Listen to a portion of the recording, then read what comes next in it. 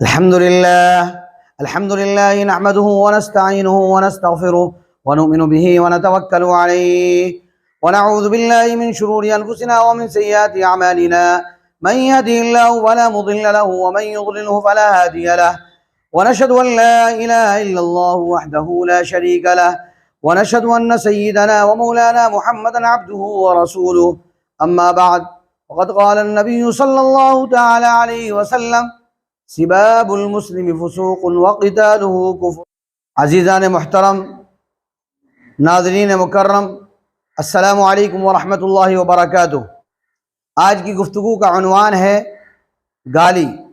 یاد رکھیے، گالی گناہ کبیرہ ہے اور اسلام میں بہت ہی ناپسندیدہ عمل ہے۔ شریعت اسلام نے گالی کی سخت مذمت کی ہے۔ چنانچہ نبی اکرم صلی اللہ تعالی علیہ وسلم نے ایک حدیث میں ارشاد فرمایا، سباب المسلم فسوق وقتالہ کفر۔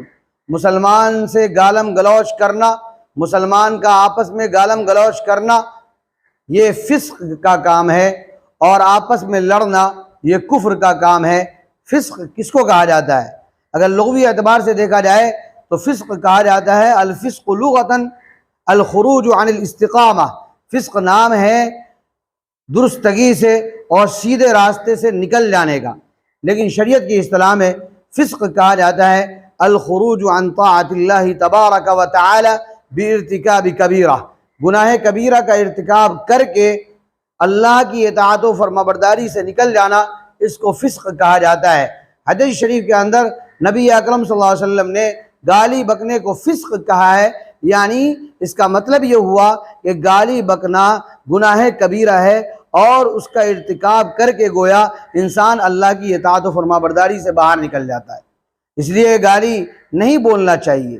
یاد رکھیے کہ جب دو آدمی آپس میں گالم گلوچ کرتے ہیں تو اگر کسی نے آپ کو گالی دی ہے تو آپ اس پر صبر کر جائیے، خاموش ہو جائیے۔ تو حدیث شریف کے اندر ہے، نبی اکرم صلی اللہ تعالی علیہ وسلم نے فرمایا کہ اس گالی کا وبال آغاز کرنے والے پر ہوگا جس نے گالی کی شروعات کی ہے، بس وہی مجرم مانا جائے گا۔ اگر آپ بھی لگے ہاتھوں پلٹ کر جواب دیا تو آپ بھی پھر مجرم ہوں گے، پھر دونوں اس گناہ میں شریک ہوں گے۔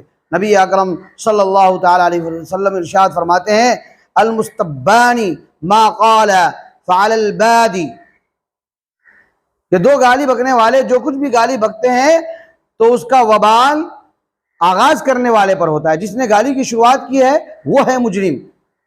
لیکن اللہ کے نبی صلی اللہ علیہ وسلم آگے فرماتے ہیں، ما لم یعتد المظلوم، جب تک کہ مظلوم زیادتی نہ کرے۔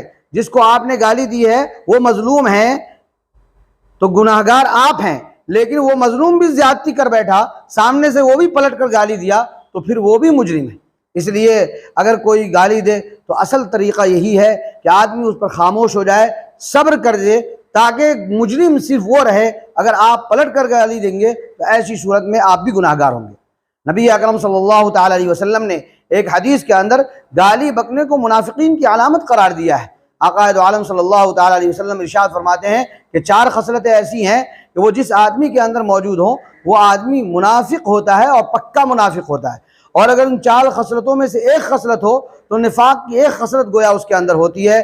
آقا دو عالم صلی اللہ تعالی علیہ وسلم ان چار خصلتوں کو اس انداز سے گنایا ہے، اذا اؤتمن خان، جب اس کے پاس امانت رکھی جائے اس میں خیانت کر بیٹھے، وَإِذَا حَدَّثَ كَذَبَ، جب وہ گفتگو کرے تو جھوٹ بولے، وَإِذَا عَاهَدَ غَدَرَ، اور جب وہ معاہدہ کرے تو معاہدے کو توڑ دے، وَإِذَا خَاصَمَ فَجَرَ، اور جب وہ کسی سے بحث کرے، کسی سے تو میں ہو جائے، کسی سے چپکلش ہو جائے تو فوراً گالم گلوچ پہ اتر آئے۔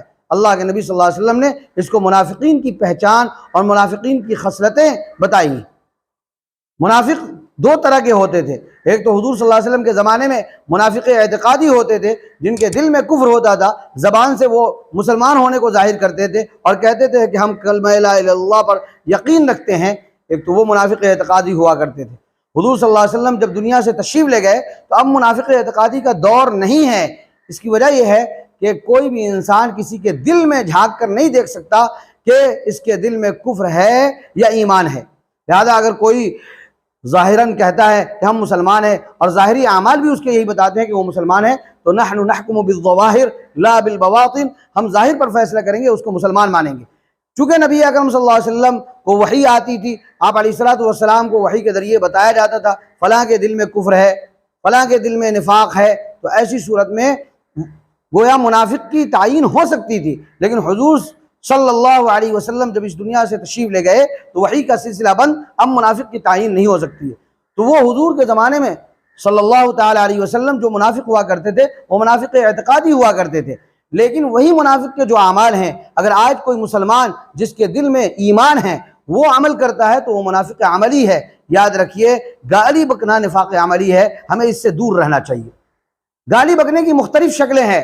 بعض اوقات انسان اپنے ماں باپ کو بھی گالی دیتا ہے۔ آپ کہیں گے ماں باپ کو کیسے گالی دے گا؟ کون سا ایسا بدنصیب ہے جو ماں باپ کو گالی دے؟ نبی اکرم صلی اللہ تعالی علیہ وسلم نے اس مضمون کو بھی سمجھایا ہے۔ حدیث شریف کے اندر ہے ان من الکبائر شتم الرجل والدیہ، کہ کبیرہ گناہ یہ ہے کہ ایک انسان اپنے ماں باپ کو گالی دے۔ صحابہ نے پوچھا اے اللہ کے نبی صلی اللہ تعالی علیہ وسلم قال یسب الرجل ابویہ، کیا کوئی آدمی اپنے والدین کو بھی گالی بک سکتا ہے؟ اللہ کے نبی صلی اللہ تعالی علیہ وسلم نے ارشاد فرمایا یسب اباہ فیسب اباہ ویسب امہ فیسب امہ، کہ کوئی کسی کے باپ کو گالی دے وہ پلٹ کر اس کے باپ کو گالی دے، کوئی کسی کی ماں کو گالی دے وہ پلٹ کر اس کی ماں کو گالی دے۔ گویا اپنے ماں باپ کے گالی دلوانے کا سبب یہی بنا ہے۔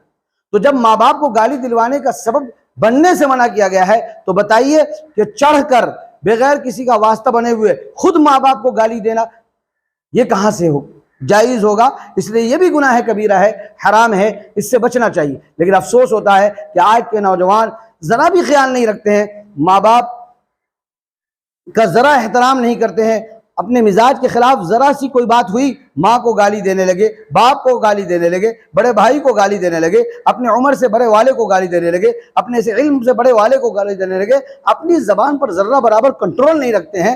یہ صحیح چیز نہیں ہے۔ جس ماں باپ کے بارے میں قرآن کہتا ہے وَلَا تَقُلْ لَهُمَا اُف، ان کو ہوں بھی نہیں کہنا ہے، آج کی نوجوان نسل اس کو گالی دینے کے اوپر اتر گئی ہے۔ یہ کتنا افسوس کی بات ہے۔ اسی طریقے سے یاد رکھیے گا، گالی دینے کی ایک صورت یہ بھی ہے کہ انسان گالی دے جانوروں کو۔ بعض اوقات قریشی لوگ ہوتے ہیں وہ جانوروں کو پالتے ہیں، یا اور کچھ لوگ ہوتے ہیں جانوروں کو پالتے ہیں، تو جانور پریشان کرتے ہیں، بدماشی کرتے ہیں، تو اس کا نتیجہ یہ ہوتا ہے کہ وہ جانور کو گالی دینے لگتے ہیں۔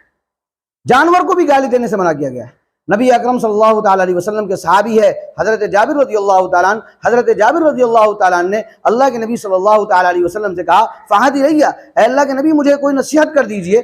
نبی اکرم صلی اللہ تعالی علیہ وسلم نے ان کو نصیحت کرتے ہوئے ارشاد فرمایا لا تسبن احدا، کسی کو کبھی گالی مت دینا۔ حضرت جابر رضی اللہ تعالیٰ عنہ کہتے ہیں فما سببت بعدہ احدا، میں نے اس کے بعد کسی کو کبھی بھی گالی نہیں دی، لا عبدا ولا حرا، نہ کسی غلام کو گالی دی، نہ کسی آزاد کو گالی دی، ولا شاتا ولا بعیرا، نہ کسی بکری کو گالی دی، نہ کسی اونٹ کو گالی دی، یعنی جانوروں تک کو گالی نہیں دی۔ یہ صحابی رسول کا عمل ہے۔ لہذا جانور اگر آپ پالتے ہوں اور اس سے پریشان ہو جاتے ہوں تو ان کو بھی گالی نہیں دینا چاہیے۔ پہلے زمانے میں مرغ ہوا کرتے تھے، وہ مرغ صبح کو گویا بانگ دیتے تھے، اس کی وجہ سے لوگ فجر کی نماز کے لیے اٹھتے تھے، تو بعض لوگوں کو اس سے پریشانی ہوتی تھی اور مرغ کو برا بھلا کہتے تھے تاکہ نیند کے اندر خلل نہ ہو۔ اللہ کے نبی صلی اللہ علیہ وسلم نے اس سے بھی منع فرمایا ہے لا تسبوا الدیک فإنہ یوقظ للصلاۃ، مرغ کو برا بھلا مت کہو اس لیے کہ وہ نماز کے لیے بیدار کرتا ہے۔ اسی طریقے سے یاد رکھیے گا کہ گالی دینے کی ایک شکل یہ بھی ہے کہ انسان مردوں کو گالی دیتا ہے۔ بعض خواتین کی یہ عادت ہوتی ہے کہ وہ مردوں کو گالی، باپ کو، ماں کو، اور اسی طریقے سے دادا کو، پردادا کو، ان کو گالی دیتے ہیں۔ ایسا محسوس ہوتا ہے جیسے ان کی قبروں کو اکھیڑ کر ان کی لاشوں کو باہر لائیں گے اور اس کے بعد گالیاں دیں گے۔ نبی اکرم صلی اللہ تعالی علیہ وسلم نے فرمایا لا تسبوا الاموات فتؤذوا الاحیاء، کہ تم مردوں کو گالی مت دو، اس لیے کہ مردوں کو گالی دو گے تو اس سے زندوں کو تکلیف ہوگی۔ آپ بتائیے کسی کے مرے ہوئے باپ کو آپ گالی دیں، کیا اس کے بیٹے جو زندے ہیں ان کو تکلیف نہیں ہوگی؟ ان کی بیٹیاں جو زندہ ہیں ان کو تکلیف نہیں ہوگی؟ اس لیے کسی کے مردہ ماں باپ کو گالی دینا یا مردہ رشتہ داروں کو گالی دینا حدیث شریف میں اس سے بھی منع کیا گیا ہے۔ مردوں کا تذکرہ اچھائی کے ساتھ ہونا چاہیے۔ نبی اکرم صلی اللہ تعالی علیہ وسلم نے ارشاد فرمایا اذکروا محاسن موتاکم، تم اپنے مردوں کی خوبیوں کو بیان کیا کرو، ان کی برائیوں کو نقل نہ کیا کرو اور ان کی برائی کو نقل کر کے ان کو گالی مت دیا کرو۔ اللہ کے نبی صلی اللہ علیہ وسلم نے اس سے منع فرمایا ہے۔ گالی دینے کی ایک شکل یہ بھی ہوتی ہے کہ آدمی زمانے کو برا بھلا کہتا ہے۔ اگر کوئی زمانہ ذرا سخت آ گیا، پریشانی والا آ گیا، آزمائش والا آ گیا، تو کہتا ہے کتنا برا وقت آ گیا، کتنا بدترین زمانہ آ گیا، چھی توبہ ایسے وقت پر۔ اس سے بھی منع کیا ہے اللہ کے نبی صلی اللہ علیہ وسلم۔ یہ بھی نہیں کر سکتے آپ۔ نبی اکرم صلی اللہ علیہ وسلم ایک حدیث کے اندر، حدیث قدسی ہے، اللہ تعالیٰ فرماتے ہیں، حدیث قدسی اس حدیث کو کہا جاتا ہے جس میں نبی صلی اللہ علیہ وسلم کو ایسی بات نقل کریں جس کی نسبت اللہ کی طرف ہو۔ اللہ کے نبی صلی اللہ علیہ وسلم فرماتے ہیں کہ اللہ تعالیٰ نے ارشاد فرمایا کہ ابن آدم یؤذینی، انسان مجھے تکلیف دیتا ہے۔ کیسے تکلیف دیتا ہے؟ یسب الدہر، وہ زمانے کو، وہ وقت کو برا بھلا کہتا ہے۔ انا الدہر، زمانہ میں ہوں، یعنی زمانہ میرے ہاتھ میں ہے۔ بیدی الامر کلہ، سارے کے سارے معاملات میرے ہاتھ میں ہیں۔ اقلب اللیل والنہار، رات و دن کو الٹ پلٹ میں کرتا ہوں۔ اگر اچھے حالات آتے ہیں، خوشی کے حالات آتے ہیں، وہ میں لاتا ہوں، اور برے حالات آتے ہیں، غم کے حالات آتے ہیں، وہ بھی میں لاتا ہوں۔ تو غم کے وقت میں یہ سمجھنا کہ یہ اللہ کی طرف سے ہے، یہ ضروری ہے، یہ انسان کے لیے واجب ہے۔ لہذا کسی بھی وقت کو برا بھلا اس پر اف کہنا، اس پر تف کہنا، اس کو چھی چھی کرنا، یا اس کو برا اور خراب وقت بتانا یا منحوس وقت بتانا، شریعت اسلام میں اس کی اجازت نہیں۔ اسی طریقے سے میرے بھائیوں، میرے بزرگوں اور میرے دوستوں، کہ گالی دینے کی ایک شکل یہ بھی ہوتی ہے کہ انسان بعض اوقات مصائب سے جب پریشان ہوتا ہے تو اللہ تعالیٰ کو برا بھلا کہنے لگتا ہے، اللہ تعالیٰ سے شکوہ شکایت کرنے لگتا ہے۔ یاد رکھیے، اگر کوئی آدمی اللہ کو گالی دیتا ہے تو یہ نہ کہ صرف فسق ہے، گناہ ہے، بلکہ یہ کفر ہے۔ اس لیے اس سے اپنے آپ کو بچانا چاہیے۔ بہت سے لوگوں کی عادت ہوتی ہے کہ وہ یہ سمجھتے ہیں کہ مسلمان کو تو گالی نہ دی جائے لیکن کافر کو گالی دی جائے، کافر کو برا بھلا کہا جائے۔ یاد رکھیے، شریعت اسلام میں کسی کافر کو بھی گالی دینے سے منع کیا گیا ہے۔ ایک مہذب آدمی، ایک شائستہ آدمی، تہذیب یافتہ آدمی یہ کام نہیں کر سکتا ہے۔ قرآن کریم میں اس سے منع کیا گیا ہے، لا تسبوا الذین یدعون من دون اللہ فیسبوا اللہ عدوا بغیر علم۔ اللہ ارشاد فرماتے ہیں کہ تم کو کافروں کے معبودان باطلہ کو، ان کے بتوں کو، اور وہ لوگ جن کی پوجا کرتے ہیں ان کو برا بھلا مت کہو۔ اگر تم ان کے بتوں کو برا بھلا کہو گے، گالی دو گے، وہ پلٹ کر تمہارے اللہ کو گالی دیں گے، اس لیے مت کہو ان کو برا بھلا۔ نبی اکرم صلی اللہ تعالیٰ علیہ وسلم نے قرآن کریم کا یہ پیغام امت کو سنایا ہے، اس لیے گالی مت بکیے، اپنی زبان پر کنٹرول رکھیے۔ عربی کہاوتیں ہیں، کئی ایک کہاوت ہے، ایک دو کہاوت میں آپ کے سامنے نقل کر دیتا ہوں۔ من حفظ لسانہ، جو شخص اپنی زبان پہ کنٹرول رکھتا ہے، قلت ندامتہ، وہ بہت کم پچھتاتا ہے۔ ظاہر ہے وہ بہت کم پچھتاتا ہے، اس کو پچھتانا نہیں پڑتا ہے، اس لیے کہ زبان پہ کنٹرول رکھتا ہے۔ اسی طریقے سے عربی کی ایک کہاوت ہے، جرح الکلام اشد من جرح السہام، کہ گفتگو سے جو زخم لگتا ہے وہ زخم تیر سے زیادہ سخت ہوتا ہے۔ آپ کسی کو گالی دیں گے، کسی کی عزت کو اتاریں گے، ظاہر ہے کہ اس کا زخم بہت کاری ہوتا ہے، انسان بہت دیر تک اس چیز کو یاد رکھتا ہے۔ اسی طریقے سے عربی ہی کا ایک محاورہ ہے اور عربی ہی کی ایک کہاوت ہے، من سکت سلیم ومن سلیم نجا، جو چپ رہا وہ محفوظ رہا، اور جو محفوظ رہا وہ نجات پا گیا۔ اسی طریقے سے عربی کی ایک کہاوت ہے، وہ کہاوت یہ ہے کہ من قال ما لا ينبغي سمع ما لا يشتهي، کہ جو نامناسب بات بولے گا وہ نامناسب بات سنے گا۔ کسی کو گالی دو گے وہ بھی پلٹ کر تم کو گالی دے گا، اس لیے مت کہو۔ نبی اکرم صلی اللہ تعالیٰ علیہ وسلم نے فرمایا ہے، من کان یؤمن باللہ والیوم الآخر فلیقل خیرا او لیصمت، جو اللہ پر اور آخرت کے دن پر ایمان رکھتا ہو وہ اچھی بات بولے، زبان سے اچھی بات نکالے، ورنہ خاموش رہے۔ ایک حدیث اور نقل کرتا ہوں، بات ختم کرتا ہوں، کہ کوئی مومن گالی بکے یہ مومن کا شیوا نہیں۔ اللہ کے نبی صلی اللہ تعالیٰ علیہ وسلم فرماتے ہیں، لیس المؤمن بالطعان ولا اللعان ولا الفاحش ولا البذیء۔ اللہ کے نبی صلی اللہ علیہ وسلم ارشاد فرماتے ہیں کہ مومن لعن طعن کرے اور مومن بد کلام ہو، بد زبان ہو، گالی بکے، یہ مومن کی شان نہیں ہے۔ اس لیے اے مسلمانوں، چاہے آپ مرد ہوں یا عورت، چاہے آپ بچے ہوں یا بوڑھے ہوں، آپ سب کو یہ پیغام دیتا ہوں کہ گالی سے اپنی زبان کی حفاظت کیجئے گا۔ اللہ تبارک و تعالی ہم سب کو ان باتوں پر عمل کی توفیق عطا فرمائے۔ وآخر دعوانا الحمدللہ رب العالمین۔